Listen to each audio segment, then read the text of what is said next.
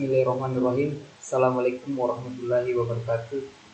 Perkenalkan, nama saya Nur Alim dari PTA D3 Elektronika angkatan 2018.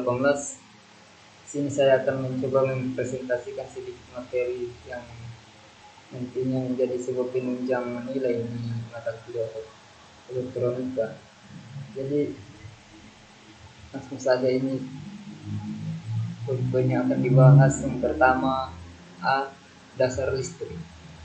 Teori listrik adalah teori atau pengetahuan yang membahas masalah listrik secara tuntas. Pembahasan ini meliputi pengertian dasar listrik, bagaimana listrik diciptakan, istilah-istilah kelistrikan, dan sebagainya. Ini adalah contoh gambar ilustrasi listrik. Yang kedua, besaran listrik. Besaran listrik adalah besaran yang ada dalam penyusunan atau pengukuran yang mempengaruhi sebuah listrik. Contohnya tegangan listrik, arus, hambatan, muatan, kapasitas, indukansi, kuat medan, dan flux magnet. Sini kita bisa lihat ada arus dan elektron. Yang ketiga, tegangan listrik. Tegangan listrik adalah jumlah energi yang dibutuhkan untuk memindahkan unit muatan listrik dari satu tempat ke tempat yang lain. Tegangan listrik yang dinyatakan dengan satuan volt. Ini juga sering disebut dengan beda potensial listrik. Karena pada dasarnya tegangan listrik adalah ukuran perbedaan potensial antara dua titik dengan rangkaian listrik.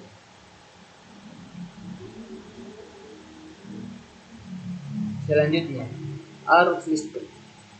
Arus listrik adalah sebuah aliran yang terjadi akibat jumlah muatan listrik yang mengalir dari satu titik ke titik lain dalam suatu rangkaian tiap satuan waktu. Arus listrik juga terjadi akibat adanya beda potensial atau tegangan pada media antar dua titik. Ini adalah gambar ilustrasi arus listrik. Ada alat ukur, baterai, dan lampunya. Bagian E, arus searah atau biasa disebut dengan DC. Definisi atau pengertian arus listrik DC atau direct current atau arus listrik searah. Dahulu, aliran arus listrik DC diyakini sebagai listrik mengalir dari kutub positif menuju negatif. Kita bisa sering temukan di baterai atau aki arus DC. Selanjutnya, daya listrik.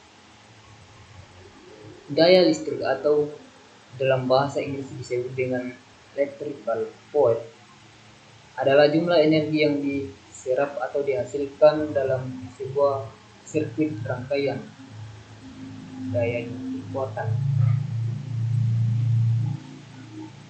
Selanjutnya, medan listrik. Medan magnet dalam ilmu fisika adalah suatu medan yang dibentuk dengan menggerakkan muatan listrik atau dalam kurung arus listrik yang menyebabkan munculnya gaya di muatan listrik yang tergerak lainnya. Bagian H, relay. Relay adalah saklar atau switch yang dioperasikan secara listrik dan merupakan komponen elektronik yang terjadi dari dua bagian utama, yaitu elektronika coil dan mekanikal dalam kurung seperangkat kontak saklar atau switch. Ini adalah macam-macam switch dan simbolnya. Jadi ada dan B. Selanjutnya itu transformator atau biasa disebut dengan trafo. Trafo adalah suatu alat listrik yang dapat mengubah taraf suatu tegangan AC menjadi taraf lainnya. Trafo pada umumnya digunakan untuk menaikkan tegangan ataukah menurunkan tegangan. Bagian J, motor listrik. Motor listrik adalah alat untuk mengubah energi listrik menjadi energi mekanik. Alat yang berfungsi sebagai mengubah energi mekanik menjadi energi listrik, disebut dengan generator atau dinamo. Alat ini sering kita dapatkan di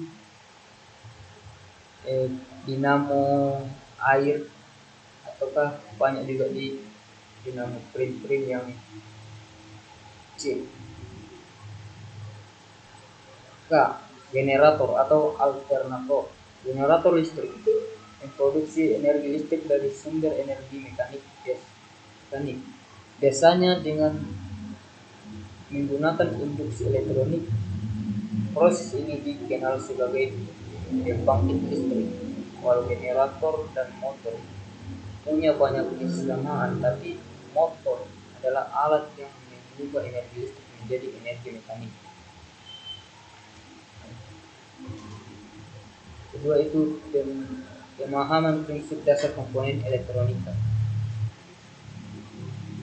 Yang pertama, kondensator atau bisa disebut kapasitor. Kapasitor adalah komponen elektronika yang mempunyai kemampuan menyimpan elektron-elektron selama waktu yang tertentu, atau komponen elektronika yang digunakan untuk menyimpan muatan listrik yang terdiri dari dua konduktor yang dipisahkan oleh bahan penyekat, dalam kurung bahan dieletrik. Tiap kontrol atau tiap konduktor disebut casing. B. Resistor. Resistor adalah komponen elektronika pasif yang memiliki nilai resistansi atau hambatan tertentu yang berfungsi untuk membatasi dan mengatur arus listrik dalam suatu rangkaian elektronik. Transformator atau trafo adalah suatu alat listrik yang dapat mengubah tegangan, apakah menaikkan ataukah menurunkan. Dioda adalah komponen elektronika yang terdiri dari dua kutub yang berfungsi mengarahkan arus. Kutub dioda memiliki dua kutub, itu anoda dan katoda. Semikonduktor.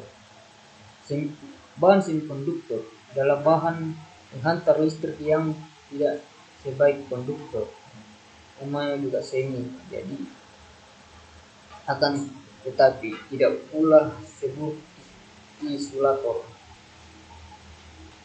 Bagian F, integrated circuit atau IC. Integrated circuit atau disingkat dengan IC adalah komponen elektronika aktif yang terdiri dari gabungan ratusan ribu bahkan jutaan transformator, dioda, resistor, dan kapasitor yang diintegrasikan menjadi suatu rangkaian elektronika dalam sebuah kemasan kecil. Bahan utamanya yang membantu sebuah IC adalah bahan semikonduktor. Yang terakhir adalah optocoupler. Optocoupler adalah komponen elektronika yang berfungsi sebagai penghubung berdasarkan cahaya optik. Dasarnya optocoupler terdiri dari dua bagian utama, yaitu transmitter yang berfungsi sebagai pengirim cahaya optik dan receiver yang berfungsi sebagai pendeteksi sumber cahaya. Mungkin hanya ini yang sempat saya bacakan atau presentasikan, kurang lebihnya mohon dimaafkan. Assalamualaikum warahmatullahi wabarakatuh.